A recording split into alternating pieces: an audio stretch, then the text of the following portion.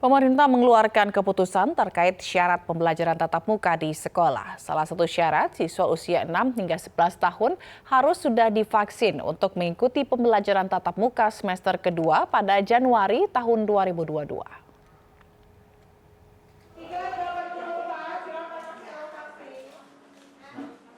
Sejumlah daerah terus mengejar program vaksinasi massal siswa usia 6 hingga 11 tahun. Di Depok, Jawa Barat, kemarin vaksinasi massal anak-anak salah satunya digelar di Sekolah Al-Fauzin, Kota Depok.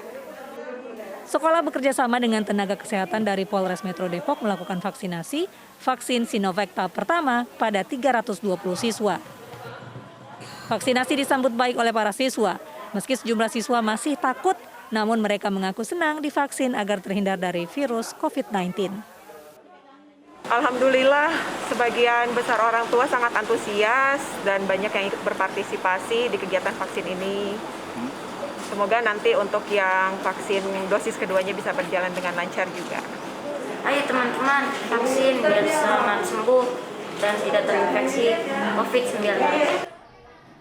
Selain di Al-Fauzin, vaksinasi anak juga digelar di SD Tunas Global Depok. Lebih dari 200 siswa mendapatkan vaksin. Untuk vaksinasi dosis kedua rencananya akan dilakukan pada Januari 2022. Dari Depok, Jawa Barat, Yung Rizky, iNews melaporkan. Satgas COVID-19 Sidoarjo melalui tim vaksin Polresta Sidoarjo menggandeng sejumlah sekolah untuk mempercepat vaksin anak 6 hingga 11 tahun. Sebanyak 300 dosis vaksin disiapkan perharinya. Salah satunya di sekolah TK, sebanyak 100 anak usia 6 tahun divaksin Sinovac. Vaksin anak usia 6 tahun ini menjadi tantangan sendiri bagi tim vaksinator. Pasalnya tidak sedikit dari mereka yang takut jarum suntik sehingga harus dibujuk hingga diberi hadiah. Bahkan ada yang minta pulang ke rumah. Meski begitu, animo orang tua dengan vaksin anak ini cukup tinggi dan ditargetkan 75% dari total 182.000 anak di Sidoarjo divaksin pada awal tahun 2022. Memang salah satu kendalanya adalah bahwa untuk sekarang ini anak-anak sudah mulai libur sekolahnya. Jadi untuk sekarang kita tinggal mengumpulkan dari komunitas-komunitas ataupun juga. Pemerintah akan memperketat dispensasi karantina usai lolosnya satu orang pelaku perjalanan luar negeri dari karantina di Wisma Atlet. Menko Marves Luhut Binsar Panjaitan pun menanggapi kritik terkait perbedaan ketentuan karantina bagi pejabat dan warga biasa. Lolosnya satu orang pelaku perjalanan luar negeri dari Wisma Atlet disoroti Menko Marves Luhut Binsar Panjaitan. Oleh karena itu, ke depannya pemerintah akan memperketat pemberian dispensasi karantina bagi pelaku perjalanan luar negeri. Luhut juga menanggapi kritik terkait diskresi aturan karantina bagi pejabat.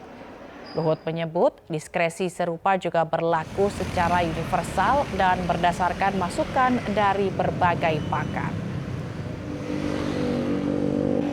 Sebab kemarin ternyata ada satu orang yang lolos. Dari situ karena pergi dengan keluarganya dan ini kita harapkan tidak terjadi lagi. Jadi tidak ada permintaan-permintaan dispensasi yang tidak betul-betul ada alasan kuat. Dispensasi itu saya ulangi dapat diberikan dengan alasan kuat. Misalnya dokter, kesehatan, ada hal-hal yang urgent lain. Selain itu, tapi itu ada prosedur yang harus diikutin juga. Apapun mengenai perjalanan ada diskresi kepada eselon 1 dan seterusnya, itu diberikan juga berlaku universal, bukan hanya di Indonesia. Kenapa? Karena mekanisme bernegara itu harus tetap jalan, tapi tentu dengan pengawasan yang ketat. Jadi jangan dibentrokkan, diadu-adukan antara pejabat pemerintah, antara orang berada dengan rakyat biasa. Saya kira itu tidak arif kalau ada mantan pejabat yang bicara seperti itu. Kita tahu apa yang harus kita lakukan. Sebelumnya, mantan Menteri Kelautan dan Perikanan Susi Pujiastuti mencuitkan kritikan terkait perbedaan aturan karantina bagi pejabat dan warga biasa. Dalam akun Twitternya, Susi mempertanyakan mengapa pejabat boleh karantina di rumah sendiri sementara masyarakat tidak boleh.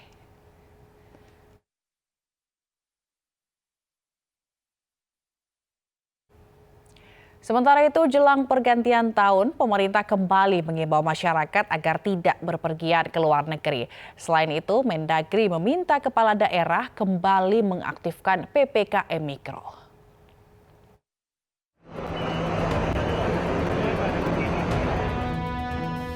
Untuk menghindari lonjaknya kasus COVID-19 jelang pergantian tahun, pemerintah kembali mengimbau masyarakat agar tidak bepergian ke luar negeri.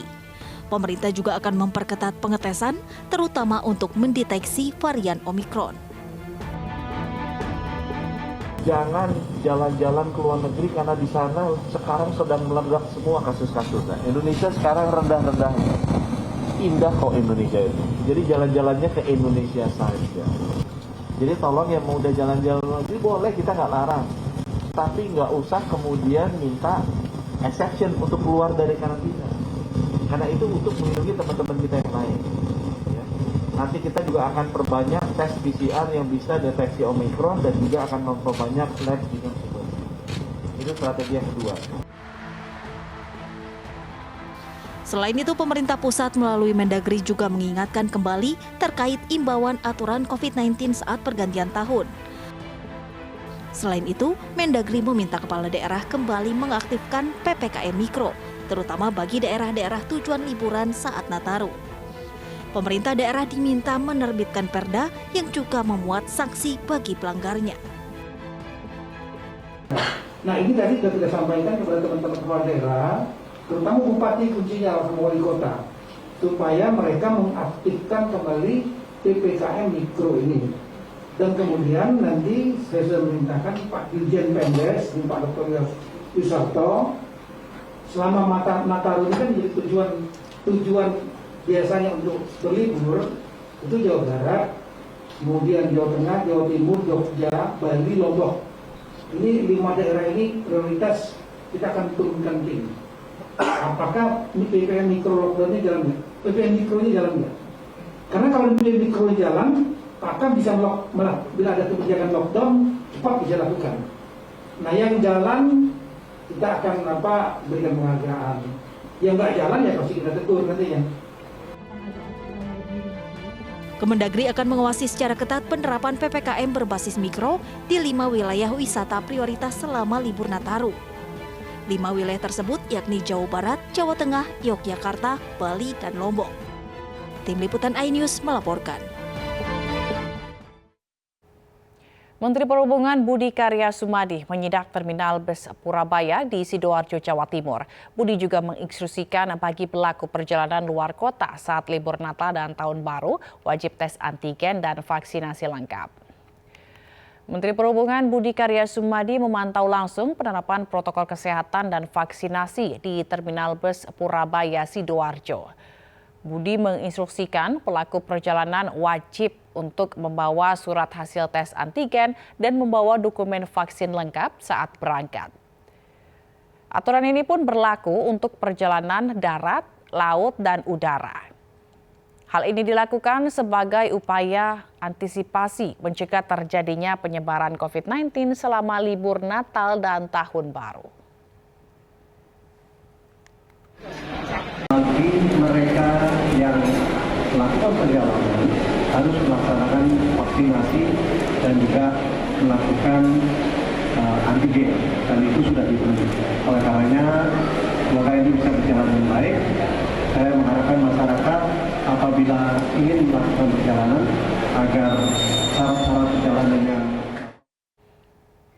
Sementara Gubernur Jawa Tengah Ganjar Pranowo menyidak sejumlah posko pengamanan Natal dan Tahun Baru di Semarang, Jawa Tengah. Sambil goes, Gubernur Jawa Tengah Ganjar Pranowo mendatangi posko pengamanan Natal dan Tahun Baru di Holy Stadium, Pospam Gereja Katedral Tugu Muda, Pospam Simpang 5, dan Pospam Gereja Bleduk Kota Lama. Selain menyemangati para petugas, Ganjar juga membagikan beberapa bingkisan. Ganjar menyatakan terima kasih kepada masyarakat yang tidak berpergian selama libur akhir tahun. Lonjakannya tidak berarti, maka kami menyampaikan terima kasih pada masyarakat yang sudah membantu kita masih ada satu PR lagi nanti di Sabtu Minggu jelang tahun baru agar yuk kita tidak banyak berkerumun. Silakan rayakan. Pemirsa, Menteri Pariwisata dan Ekonomi Kreatif Sandiaga Uno meresmikan pengoperasian kapal motor Kirana 7 di Pelabuhan Benoa, Bali. Kapal penyeberangan dengan konsep pariwisata ini akan melayani rute Surabaya, Bali, dan Lombok.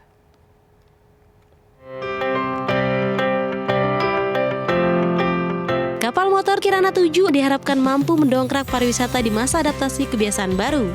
Kapal yang bersandar di Pelabuhan Benoa Denpasar, Bali ini memiliki kapasitas penumpang hingga 550 orang dan mampu menampung 200 kendaraan.